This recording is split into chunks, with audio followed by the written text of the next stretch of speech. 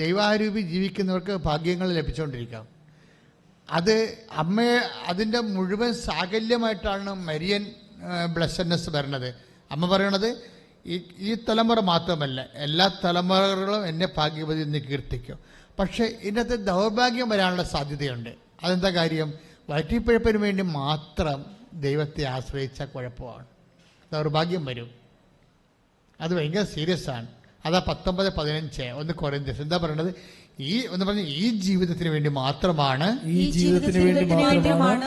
നിങ്ങൾ യേശുക്രിസ്തുവിലെ പ്രത്യാശ അർപ്പിച്ചെങ്കിൽ എല്ലാ മനുഷ്യരെക്കാളും എല്ലാ മനുഷ്യരെന്ന് പറയുമ്പോഴേ അറിയാവോ, എല്ലാ മനുഷ്യരെന്ന് പറയുമ്പോൾ നമ്മളോർക്കും എല്ലാ മനുഷ്യരും, എല്ലാ ലോകത്തോളം എല്ലാ മനുഷ്യരും. അങ്ങനെയല്ല, എപ്പിക്യൂരിയൻസിനാണ് ഈ പറയണത്. എല്ലാ മനുഷ്യരെന്ന് പറയുമ്പോൾ എപ്പിക്യൂരിയൻസ് എന്ന് പറഞ്ഞാൽ എന്താണ്? അവർ കർത്താവിൻ്റെ കാലത്ത് ജീവിച്ചിരുന്ന ഒരു വർഗമാണ്, ഒരു പ്രത്യേക തത്വശാസ്ത്രങ്ങൾ എല്ലാ കാലത്തും ഉണ്ടല്ലോ. ഇങ്ങനെ മനുഷ്യരാശി കടന്നു പോകുമ്പോൾ ഇങ്ങനെ പല ചിന്താധാരകൾ വരും. അതാണ് പറയണത്, എല്ലാ മനുഷ്യരും എന്ന് പറയണില്ലേ, പല ചിന്താധാരകൾ സൂക്ഷിക്കും. എപ്പിക്യൂരിയൻസിൻ്റെ പ്രോബ്ലം എന്താണ്? ബൈബിൾ കാലത്തിൽ എപ്പിക്യൂരിയൻസിൻ്റെ പ്രോബ്ലം ഇന്ത്യയിലുണ്ടായിരുന്ന ചാർവാകൻസ്, അത് അതേ കാലത്തിലുണ്ട്. അവർ പറയണത് എന്താണ്? Yesterday is dead and God.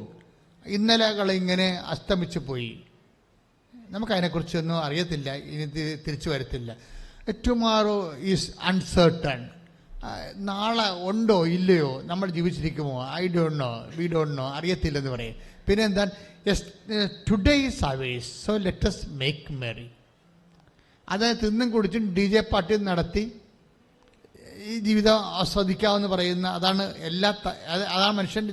ചില മനുഷ്യരുണ്ടല്ലേ, ആ രീതിയിലുള്ള മനുഷ്യരുണ്ട്. എവിടെ പോയാലും അവർക്ക് അമ്യൂസ്മെൻ്റാണ് അവരുടെ വലിയ ജീവിത ലക്ഷ്യമെന്ന് പറയണത്. അമ്യൂസ്മെൻറ്റ് അതൊരു പ്രത്യേക വർഗം മനുഷ്യരാണ്. അതൊരു വിസറട്ടോണിക് എൻഡോമോർഫ് എന്ന് പറയും. എന്ന് വെച്ച് കഴിഞ്ഞാൽ അത് അവരുടെ ഫീച്ചേഴ്സൊക്കെ പറഞ്ഞാൽ നിങ്ങൾ തെറ്റിദ്ധരിക്കും, ഞാൻ പറയത്തില്ല. അതൊരു സൈക്കോളജിക്കൽ അനാട്ടമിയാണ്. എന്ന് വെച്ച് കഴിഞ്ഞാൽ അതിൻ്റെ ഫീച്ചേഴ്സ് വിസറട്ടോണിക് എൻഡോമോർഫ്. ആ വ്യക്തിയെ കാണുമ്പോൾ പറയാം ഇയാൾ ഏത് സ്റ്റേറ്റ്സിലുള്ളതാണ്. ചില ആൾക്കാർ എല്ലായിടത്തും അടിയന്തരമുള്ള സ്ഥലങ്ങളിലെല്ലാം പോകും. എല്ലാ അമ്യൂസ്മെൻറ്റ് സംഭവങ്ങളും അതുപോലെ പാർട്ടികളൊക്കെ ഉള്ള സ്ഥലത്തൊക്കെ എല്ലാം പോയി എവിടെയും അതൊന്നും മിസ് ചെയ്യത്തില്ല. അവരെ സംബന്ധിച്ചിടത്തോളം അങ്ങനെ ഒരു സദ്യയിൽ നിന്ന് മറ്റൊരു സദ്യയിലേക്ക് അവർ പോകും. ഈ എപ്പിക്യൂരിയൻസ് ചെയ്യണത് എന്താണ്? അവർ മുക്കുമുട്ട കഴിച്ചിട്ട് പിന്നെ കൈയിട്ട് ഛർദ്ദിച്ച് കളഞ്ഞിട്ട് പിന്നെയും കഴിക്കും. C what's the people. അത് ചിന്തിച്ച് നോക്കി, കർത്താവിൻ്റെ കാലത്തുണ്ടായിരുന്നൊരു വർഗമാണ്. അങ്ങനെ കാണിക്കുന്നില്ലെങ്കിൽ ഇന്നും ആ ടൈപ്പ് ഉണ്ടാവും. തീറ്റിപ്പണ്ടാരങ്ങളും അതുപോലെയുള്ള ആൾക്കാരുണ്ട്.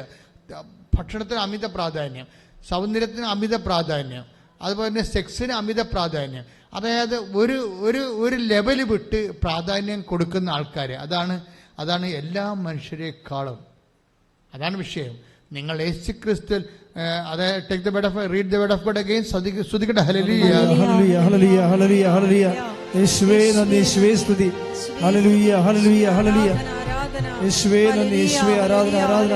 1 കൊരിന്തോസ് 15:19. 1 കൊരിന്തോസ് 15:19. ഈ ജീവിതത്തിന് വേണ്ടി മാത്രം ഈ ജീവിതത്തിന് വേണ്ടി മാത്രം ക്രിസ്തുവിൽ പ്രത്യാശ വച്ചിട്ടുള്ളവരാണെങ്കിൽ നമ്മൾ എല്ലാ മനുഷ്യരെയും നിർഭാഗ്യരാണ്. വായി കൈയിട്ട് ഛർദ്ദിക്കണ പണ്ടാരങ്ങളില്ലേ, അവരെക്കാളും ഗതികെട്ടവരാണെന്ന് പറഞ്ഞോണ്ട് വരുന്നത്. മനസ്സിലായില്ലേ? എപ്പിക്യൂരിയൻസിനേക്കാൾ ഗതികെട്ടവരാണ് നമ്മളെന്ന്. ഈ ജീവിതത്തിന് വേണ്ടി മാത്രമാണ് നിങ്ങൾ യേശുക്രിസ്തു പ്രത്യാശ അർപ്പിച്ചെങ്കിലേ നിങ്ങൾ എപ്പിക്യൂരിയൻസിനേക്കാൾ ഗതികെട്ടവരാണെന്ന്. അപ്പോൾ നോക്കി എന്തുമാത്രം ഭാഗ്യക്കേടാ വരണത്. അപ്പോഴെന്താ നമ്മൾ യേശുക്രിസ്തു പ്രത്യാശ അർപ്പിക്കണത്? ഈ ജീവിതത്തിന് വേണ്ടി മാത്രമല്ല, പിന്നെന്താണ്? നിത്യതയ്ക്ക് വേണ്ടി കൂടിയാണ്. അതുകൊണ്ട് എന്താ സംഭവിക്കണമെന്ന് വെച്ച് കഴിഞ്ഞാൽ നിത്യതയ്ക്കുള്ള നിക്ഷേപങ്ങൾ വേണം. നിത്യതയുടെ നിക്ഷേപങ്ങൾ. ഞാൻ എപ്പോഴും എൻ്റെ സഹോദരനോട് പറയണത്, എൻ്റെ മക്കളെ എന്തെങ്കിലും പ്രാർത്ഥന ഞാൻ നിങ്ങളോട് പറയാമോ? രഹസ്യമാണ്, പറയാമോ എന്ന് എനിക്കറിയത്തില്ല. എൻ്റെ മനസ്സിലിരിപ്പാണ്, ഗുണമാണോ ദോഷമാണോ എന്നറിയത്തില്ല. എന്ത് സംഭവം എന്നറിയാമോ? എൻ്റെ മനസ്സിലിരിപ്പ് എപ്പോഴും പറയണത്, ഒരു 10 കാര്യം ദൈവത്തോട് നമ്മൾ ചോദിച്ചാൽ 5 കാര്യം കിട്ടരുതെന്നുള്ള ആഗ്രഹക്കാരനാണ് ഞാൻ. നിങ്ങളിത് പറഞ്ഞാൽ നിങ്ങളോട് ഒപ്പിടി എടുക്കത്തില്ല. പക്ഷെ എൻ്റെ മനസ്സിരിപ്പ് ഇതാണ്. എന്താ കാര്യം വെച്ച് കഴിഞ്ഞാൽ 10 കാര്യം നമ്മൾ ദൈവത്തോട് ചോദിച്ചാൽ 5 കാര്യം കിട്ടരുത്. എന്താ കാര്യം എന്നറിയാമോ? കിട്ടാത്ത കാര്യങ്ങൾ നിങ്ങൾക്ക് തോന്നണുണ്ടോ? ഈശോ എന്താ പറഞ്ഞിരിക്കണത്? ചോദിക്കുവിൻ നിങ്ങൾക്ക് ലഭിക്കും. അതാണ് പ്രശ്നം. Take the word of God. ശ്രുതികട്ടെ. ഹല്ലേലൂയ ഹല്ലേലൂയ ഹല്ലേലൂയ ഹല്ലേലൂയ ഹല്ലേലൂയ. യേശുവേ ആരാധന ആരാധന ആരാധന. യേശുവേ നന്ദി, യേശുവേ സ്തുതി. ഹല്ലേലൂയ ഹല്ലേലൂയ. ലൂക്ക 11:9. ലൂക്ക 11:9. ചോദിക്കുവിൻ നിങ്ങൾക്ക് ലഭിക്കും. പറഞ്ഞേ. ചോദിക്കുവിൻ ചോദിക്കുവിൻ നിങ്ങൾക്ക് ലഭിക്കും. നിങ്ങൾക്ക് ലഭിക്കും. നിങ്ങൾക്ക് ലഭിക്കും. അന്വേഷിക്കുവിൻ നിങ്ങൾ കണ്ടെത്തും. അന്വേഷിക്കുവിൻ നിങ്ങൾ കണ്ടെത്തും. മുട്ടുവിൻ നിങ്ങൾക്ക് തുറന്നു കിട്ടും. മുട്ടുവിൻ നിങ്ങൾക്ക് തുറന്നു കിട്ടും. അപ്പൊ മുട്ടുവിൻ നിങ്ങൾക്ക് തുറന്നു കിട്ടുമെന്ന് പറഞ്ഞില്ലേ? അപ്പോഴേ ഇതെപ്പോഴാണ് തുറക്കണത്, എവിടെയാണ് തുറക്കണമെന്ന് ഈശോ പറഞ്ഞിട്ടില്ല. ചോദിക്കും നിങ്ങൾക്ക് ലഭിക്കും. എപ്പോഴാണ് ലഭിക്കുക എന്ന് ഈശോ പറഞ്ഞിട്ടില്ല. ചില കാര്യങ്ങൾ ഇവിടെ ലഭിച്ചില്ലെങ്കിൽ എവിടെയെങ്കിലും ലഭിക്കാനുള്ള സാധ്യതയുണ്ടെന്നാണ് ഈശോ പറഞ്ഞിരിക്കുന്നത്. കൈയിടിച്ച് കർത്താവിനെ സ്തുതിക്കട്ടെ. ഞങ്ങളുടെ കേൾക്കപ്പെടാത്ത പ്രാർത്ഥനകളെ നിത്യതയെ ലക്ഷ്യമാക്കി മുന്നേറുവാൻ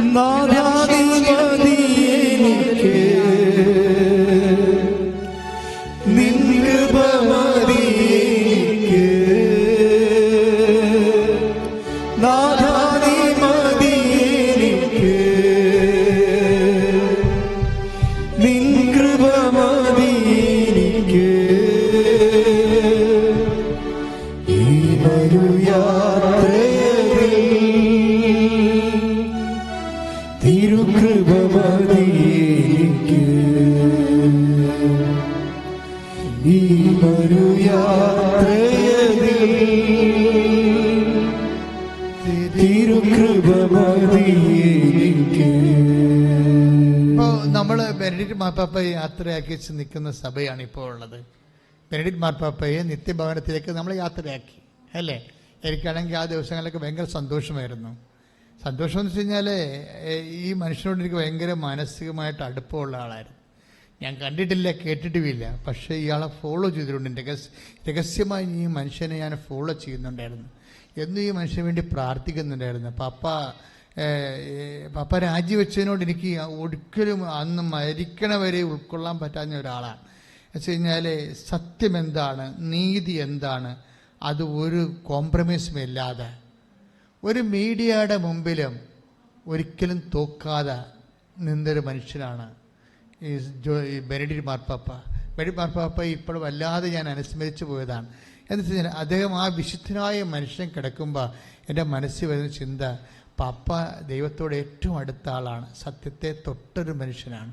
ഈ സത്യത്തെ തൊട്ടൊരാൾ ഇനി കർത്താവിലേക്ക് പോകുമ്പോൾ ഇങ്ങയുടെ ആസ്തി എന്താ?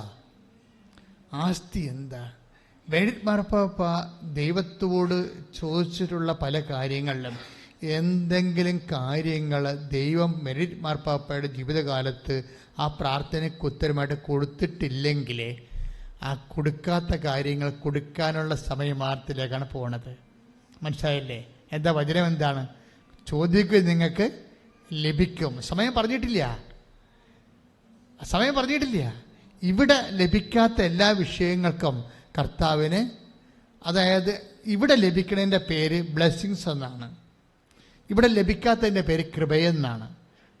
നിങ്ങളെപ്പോഴും അഡ്രസ്സ് ചെയ്യേണ്ടത് ലഭിക്കാത്ത പ്രാർത്ഥനയെ ഓർത്ത് വിശ്വാസമില്ലാത്തവർ ദൈവത്തിൽ നിന്ന് അകന്നു പോവുകയാണ് ചെയ്യണത്. പക്ഷെ ലഭിക്കാത്ത പ്രാർത്ഥനയുടെ സത്യങ്ങൾ അറിഞ്ഞാൽ അത് കൃപയാണെന്ന് നമുക്ക് ലഭിക്കാൻ പോകുന്നത്, അത് നിത്യതയെ നമുക്ക് അവകാശം ഓഹരിമാക്കുന്ന ഒരു നിക്ഷേപമാണെന്ന് മനസ്സിലാക്കി കഴിഞ്ഞാൽ നമ്മൾ നമുക്ക് ലഭിക്കാത്ത പ്രാർത്ഥനയെ ഓർത്ത് നമ്മൾ ദൈവത്തോട് അടുക്കുകയുള്ളൂ. പ്രാർത്ഥിക്കുക, കർത്താവായ ദൈവമേ, എനിക്ക് ലഭിക്കാത്ത എന്റെ പ്രാർത്ഥനകളെ, എനിക്ക് ലഭിക്കാത്ത ഉത്തരങ്ങളെ അത് എനിക്ക് വരുത്തിയിട്ടുള്ള ക്ലേശങ്ങള്, അതെനിക്ക് വരുത്തിയിട്ടുള്ള ക്ലേശങ്ങള് ഞാനിപ്പോ സന്തോഷത്തോടെ അങ്ങേക്ക് തിരിച്ചു സമർപ്പിക്കുന്നു. വിശ്വാസത്തോടെ പ്രത്യാശയോടെ അതെനിക്ക് എപ്പോഴെങ്കിലും ലഭിക്കുമെന്നുള്ള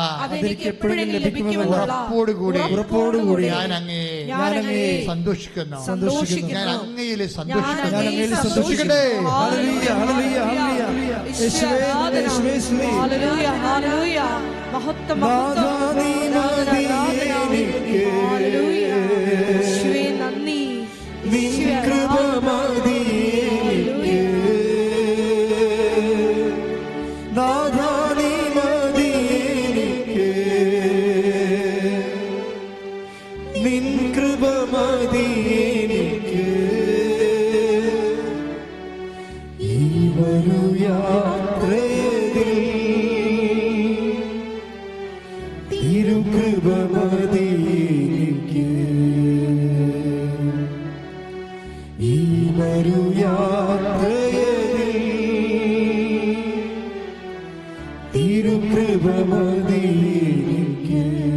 പരിശുദ്ധ പരമ ദിവ്യകാരുണ്യത്തിന്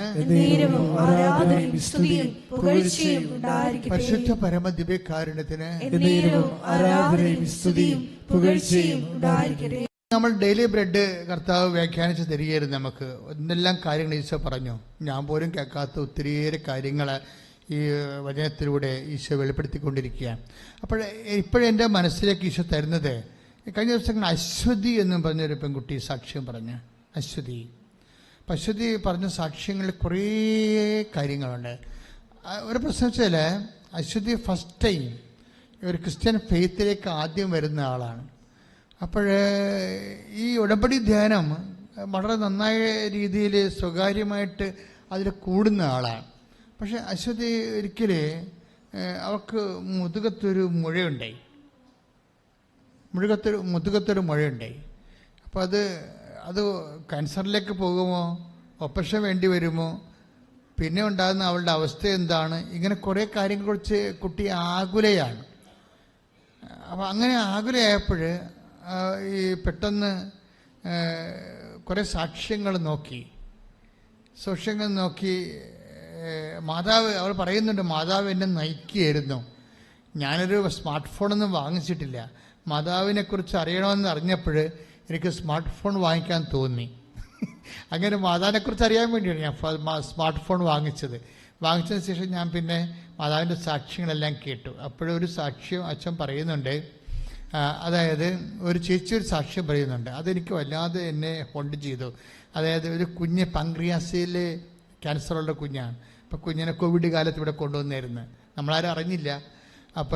ഇവിടുത്തെ അടച്ചിട്ടിരിക്കുകയായിരുന്നു. ഇവിടെ ആൾ നിൽക്കാനൊന്നും പോലീസ് അനുവദിക്കുന്നില്ലായിരുന്നു. ആൾക്കാർ തന്നെ പോലീസ് തല്ലിയിട്ടുണ്ട് പല പ്രാവശ്യം ഇവിടെ വന്ന്. ആൾ നമ്മുടെ വാദിക്കെ പ്രാർത്ഥിച്ച് കൂട്ടം കൂടി നിൽക്കുമ്പോഴേ അങ്ങനെ വലിയ ഭയങ്കര പ്രശ്നങ്ങളൊക്കെ ഉണ്ടായിട്ടുണ്ട്. ആ സമയത്താണ് ഇവർ വരണത്. അപ്പോൾ ഇവിടെ ഇത് തുറക്കാനും പറ്റില്ല, തുറന്നാൽ പ്രോബ്ലമാണ്, പോലീസ് സമ്മതിക്കത്തില്ല. അപ്പം അത്രയും പ്രശ്നമായിട്ട് നിൽക്കുന്ന ഒരു സമയത്ത് ഈ കുഞ്ഞും അമ്മയും കൂടി ഇതിനെ വാദിക്കെ വന്ന് നിന്നിട്ട്, ഈ പങ്ക്രിയാസിൽ ക്യാൻസർ അല്ലേ കുഞ്ഞിന്. അപ്പോൾ അമ്മ കൊച്ചിനോട് പറയും, വാവേ അമ്മയോട് പറ, ഇനി നമ്മൾ വരണത് സാക്ഷ്യം പറയാനായിരിക്കുമെന്ന് പറഞ്ഞിട്ട് പോകാം. കുഞ്ഞ് അതുപോലെ തന്നെ അമ്മയോട് പറഞ്ഞു, അമ്മ ഇനി ഞങ്ങൾ വരണത് സാക്ഷ്യം പറയാനായിരിക്കുമെന്ന്. അത് കറക്റ്റാണ്. ഈ സാക്ഷ്യമാണ് അശ്വതി കേൾക്കണത്. അവൾ തിരിച്ചു വന്ന്, ആ കുഞ്ഞ് തിരിച്ചു വന്ന് സാക്ഷ്യം പറയണത്. അത് ഭയങ്കര ഫീലിംഗാണ് ശരിക്കും പറഞ്ഞാൽ. കാരണം വേറെ ഒരു മെഡിസിൻ ഒന്നും ഇല്ലല്ലോ. അപ്പം അമ്മ കുഞ്ഞിനെ തിരിച്ചു കൊണ്ടുവന്ന് സാക്ഷ്യം പറയാൻ അനുവദിക്കും. അപ്പം കുഞ്ഞ് മിടുക്കിയായി വന്ന് സാക്ഷ്യം പറയും. അപ്പം അതാണ് അശ്വതി കേൾക്കണ സാക്ഷ്യം. അപ്പം അവളുടെ വിശ്വാസം വല്ലാത്ത രീതിയിൽ അങ്ങോട്ട് വളരും. ഈ സാക്ഷ്യങ്ങൾ കേൾക്കണം മക്കളെ. സാക്ഷ്യങ്ങൾ ആണ് ഏറ്റവും കൂടുതൽ നമ്മൾ ഏറ്റവും കൂടുതൽ ടോർച്ചർ ചെയ്യപ്പെടുന്ന സാക്ഷ്യങ്ങളാണ്. ഇപ്പോൾ ഒത്തിരി ട്രോളൊക്കെ വരുന്ന സാക്ഷ്യങ്ങളല്ലേ, ട്രോളിങ് വരണം. നമ്മളെന്താ വന്നാൽ അതിൻ്റെ അകത്ത് അധികം ഓവറായിട്ട് ശ്രദ്ധിക്കാത്തതിൻ്റെ കാരണം നമ്മൾ ജനങ്ങൾക്ക് അവരെ കവനൻ്റ് എക്സ്പീരിയൻസ്, ദൈവം നമുക്കൊരു പുതിയ പ്രാർത്ഥനാ പദ്ധതി തന്നിരിക്കുകയാണ്.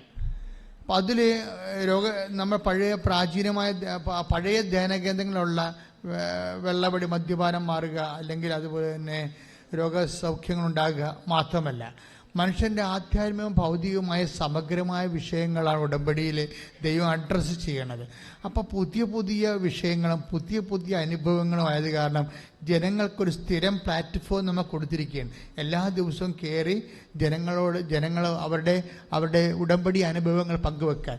അപ്പോൾ ഓരോരുത്തർ, ചിലർക്ക് നല്ല വിദ്യാഭ്യാസം ഉണ്ടാകും, ചിലർക്ക് അധികം വിദ്യാഭ്യാസം ഉണ്ടാകത്തില്ല. അവരുടെയൊക്കെ സ്റ്റാറ്റസ് അനുസരിച്ചുകൊണ്ട് അവരുടെ എക്സ്പീരിയൻസ് പറയും. നമ്മളതിനെ ഹോണർ ചെയ്യും. പക്ഷേ ചില ആൾക്കാർക്ക് അത് അവർ സാക്ഷ്യം പറയുമ്പോൾ നമ്മൾ അന്ധവിശ്വാസം പ്രചരിപ്പിക്കണം എന്നൊക്കെ തോന്നും. പക്ഷെ നമ്മൾ വിശ്വാസം തന്നെയാണ് പ്രചരിപ്പിക്കുന്നത്. അവരുടെ വിശ്വാസമാണ് പ്രചരിപ്പിക്കുന്നത്.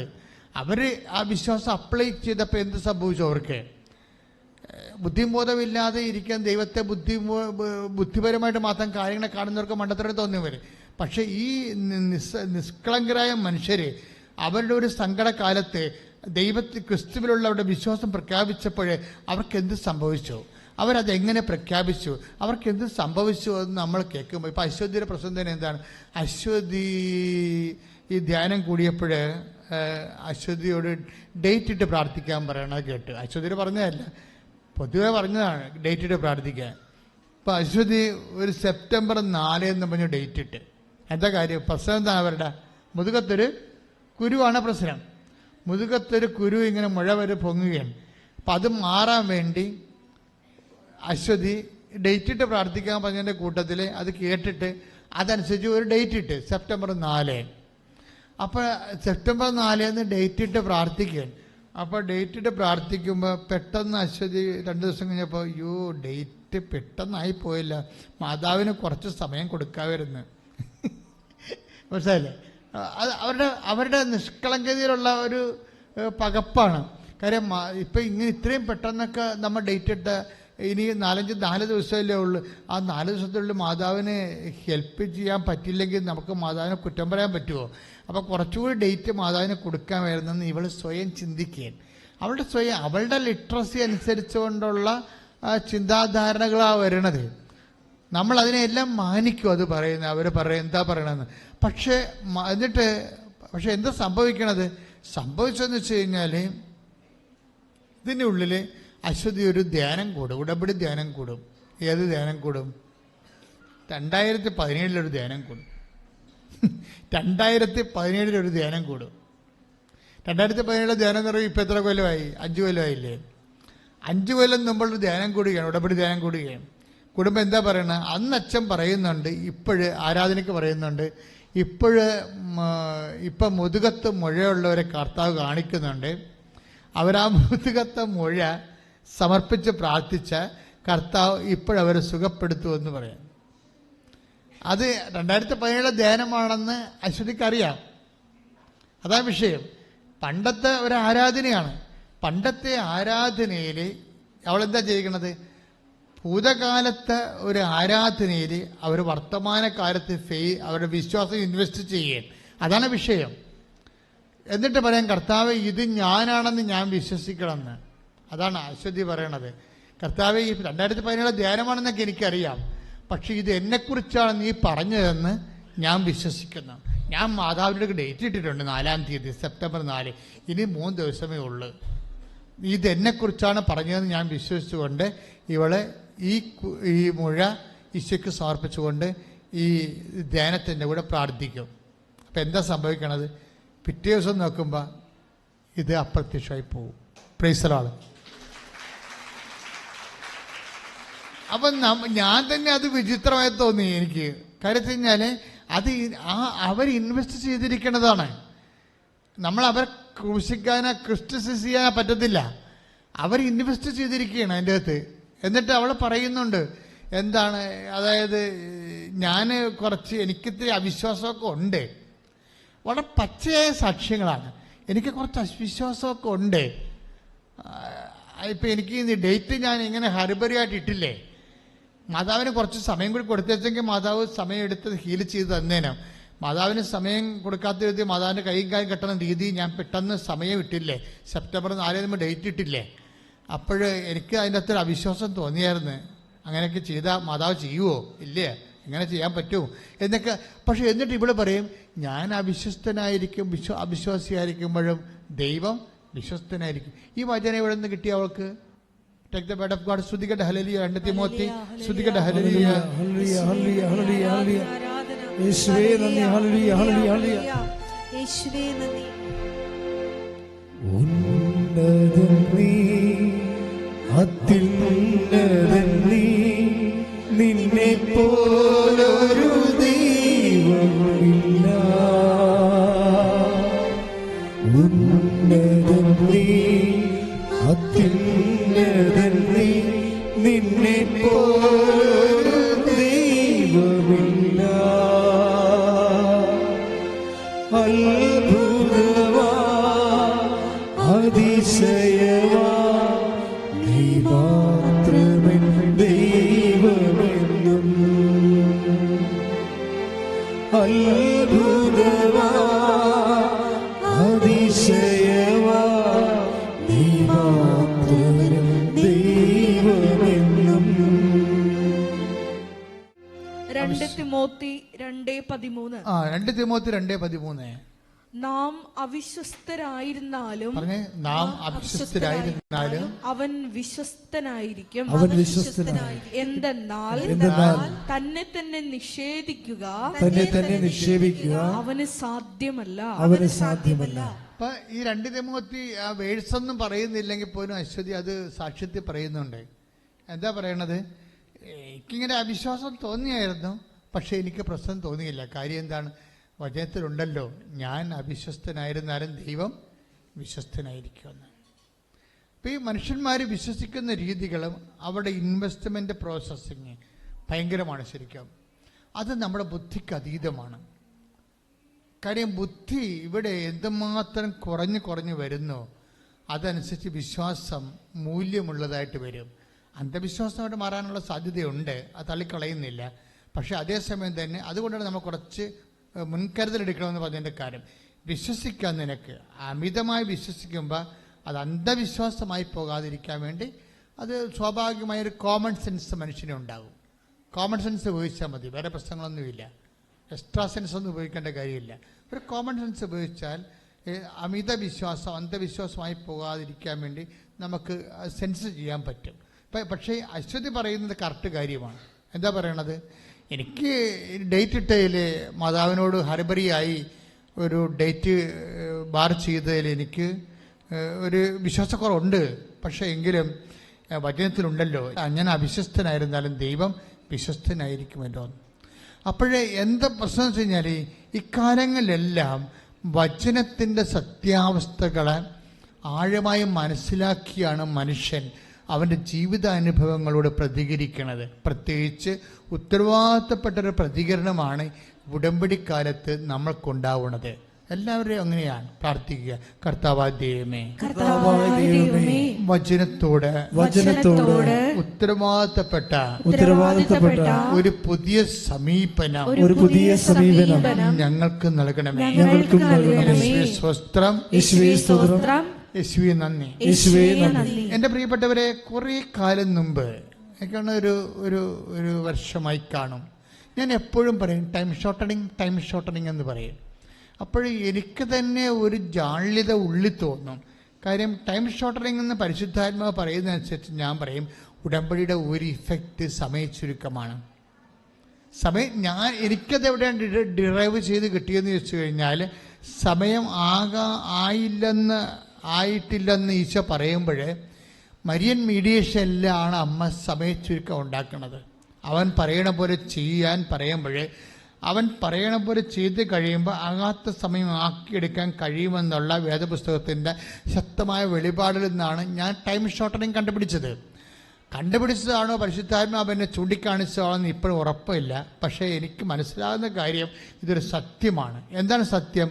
There is a phenomena of time shortening in covenant prayer. ഉടമ്പടി പ്രാർത്ഥനയിൽ സമയച്ചുരുക്കത്തിന് ഒരു പ്രതിഭാസമുണ്ട്. ഉടമ്പടി പ്രാർത്ഥന നീ ദൈവമായിട്ട് ഉടമ്പടി ചെയ്തിരിക്കുന്ന വിഷയമാണ്. അവിടെ നിനക്ക് ടൈം ഷോർട്ടണിങ് വേണമെന്നുണ്ടെങ്കിൽ ടൈമാണല്ലോ വില്ലൻ. എല്ലാത്തിൻ്റെയും വില്ലൻ ടൈമാണ്, അല്ലേ? എല്ലാം ടൈം മാറിപ്പോയാൽ നമ്മുടെ ജീവിതം തന്നെ മാറിപ്പോകും. അപ്പം ടൈം ഇപ്പം നമ്മുടെ സമയ ഘടികാരം നെഞ്ചിൽ ചാർത്തിയാണ് പരിശുദ്ധ അമ്മ 2004 പ്രത്യക്ഷപ്പെട്ടത്. അപ്പം സമയം കൃപാസന ശുശ്രൂഷകളുടെ കൂടെ അടിസ്ഥാനമായ പ്രമേയമാണ് സമയം. സമയത്തെ, കഴിഞ്ഞുപോയ സമയത്തെ തിരിച്ചെങ്ങനെ കൊണ്ടുവരാൻ കഴിയും? കഴിഞ്ഞ കാലങ്ങളിലെ പ്രവചനങ്ങളെയും എല്ലാം എങ്ങനെയാണ് വർത്തമാനകാലത്ത് അനുഭവിക്കാൻ പറ്റണതെന്നാണ് അശ്വതി വിശ്വാസം കൊണ്ട് തെളിയിച്ചത്. രോഗസൗഖ്യ പ്രാർത്ഥനയുടെ സമയമാണ്. രോഗമുള്ളിടത്ത് കൈകൾ വെക്കാവുന്നതാണ്. ഓൺലൈനിൽ പ്രാർത്ഥിക്കുന്നവരും രോഗമുള്ളിടത്ത് കൈകൾ വെക്കേണ്ടതാണ്. ഉദരരോഗികൾ ഉദര സ്ഥലത്ത് കൈവെക്കുക. PCOD പിസ്റ്റിലുള്ളവർ പൊക്കിൻ്റെ താഴെ കൈവെക്കുക. മക്കളില്ലാത്തവർ പൊക്കിൻ്റെ താഴെ കൈവെക്കുക. കിഡ്നി രോഗികൾ നടുവിന് കൈവെക്കുക. ശ്വാസകോശ രോഗികൾ ശ്വാസകോശ കൈവെക്കുക. ഹൃദയത്തിൻ്റെ ഇടതുവശത്ത് കൈവെക്കുക.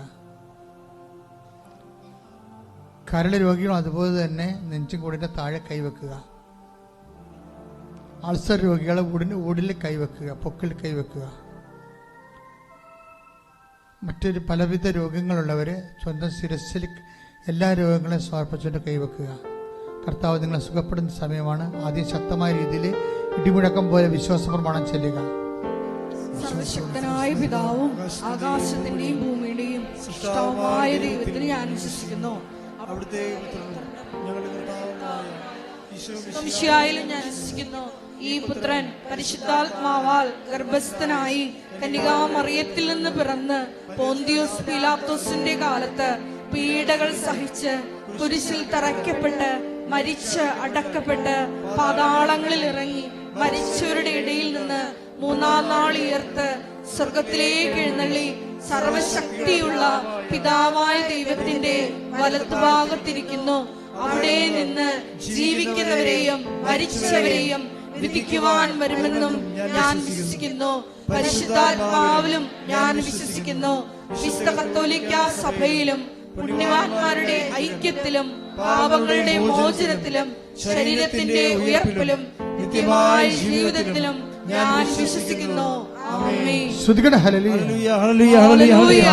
ഉന്നതമായ നാമത്തിന് സ്തോത്രം ചെയ്യുന്ന കർത്താവ്, അന്ധന് കാഴ്ച നൽകിയവനെ, ചെകിടന് കേട് നൽകിയവനെ, ഊമന് സംഭാഷണത്തിൽ നൽകിയവനെ, മഹോരോഗപ്പെടുത്തവനെ, തവാരോഗപ്പെടുത്തവനെ, മരിച്ചവനെ ഉയർപ്പിച്ചവനെ നിന്റെ തിരുനാൾ സ്തുതി പറയുന്നു.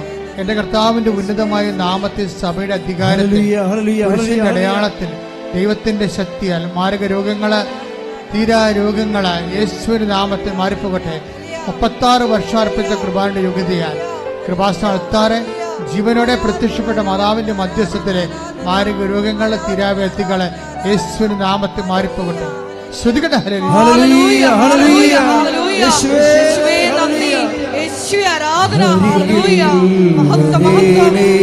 രോഗികളെ സമർപ്പിച്ച് പ്രാർത്ഥിക്കുന്നു. അവരെ സുഖപ്പെടുത്തണമേ എന്ന് പ്രാർത്ഥിക്കുന്നു.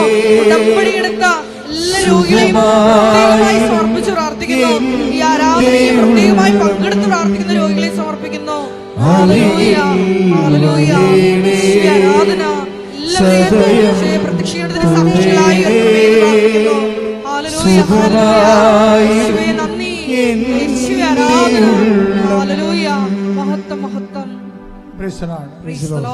ജോലിയില്ലാത്തവര്, വീടില്ലാത്തവര്, വഴിയില്ലാത്തവര്, വിസ പ്രോസസ്സിംഗ് ഇരിക്കുന്നവര്, നിങ്ങൾ കൊടുത്ത അപേക്ഷയുടെ മേൽ ഒരു നടപടിയും ഇല്ലാതെ ഇരിക്കുന്നവര്, സാമ്പത്തികമായ ബാധ്യതകളാലും സ്ഥലം വിറ്റുമാറാത്തവര്, സ്ഥലം വാങ്ങാനുള്ളവര്, യാത്രയിലാകാൻ പോകുന്നവര്, ഇന്റർവ്യൂവിനെ അഭിമുഖീകരിക്കാൻ പോകുന്നവര്, പരീക്ഷ അറ്റൻഡ് ചെയ്യാൻ പോകുന്നവര്, എല്ലാവരും തന്നെത്താൻ ശിരസ് കൈവച്ചുകൊണ്ട് ശ്രുതികട്ടെ. ഹല്ലേലൂയ. എന്റെ കർത്താവിന്റെ സഭയുടെ അധികാരത്തിൽ കുരിശിന്റെ അടയാളത്തിൽ എന്റെ ജീവിതത്തിന്റെ മുഴുവൻ ദോഷങ്ങളെ 36 കൊല്ലം അർപ്പിച്ച കൃപാനയുടെ യോഗ്യതയാണ്. കൃപാസന അൾത്താറ് ജീവനോടെ പ്രത്യക്ഷപ്പെട്ട മാതാവിന്റെ പിതാവിന്റെയും പുത്രന്റെയും പരിശുദ്ധാത്മാവിന്റെ നാമത്തിൽ യേശുവിന്റെ നാമത്തിൽ വിട്ടുമാറട്ടെ. ഹല്ലേലൂയ, ഹല്ലേലൂയ, ഹല്ലേലൂയ. ഹല്ലേലൂയ. യേശുവേ. എല്ലാ ജീവിത ദുരിതങ്ങളെ പ്രത്യേകമായിട്ട് സമർപ്പിച്ച് പ്രാർത്ഥിക്കുന്നു. ഈശോയെ നീ ഏറ്റെടുക്കണമേ എന്ന് പ്രാർത്ഥിക്കുന്നു. സാക്ഷ്യം വയ്ക്കുവാൻ, ഈശോയെ സാക്ഷ്യം പറയുവാൻ ആ പുള്ളിയെ പ്രത്യേകമായി അഭിഷേകം ചെയ്യണമേ. Hallelujah, hallelujah.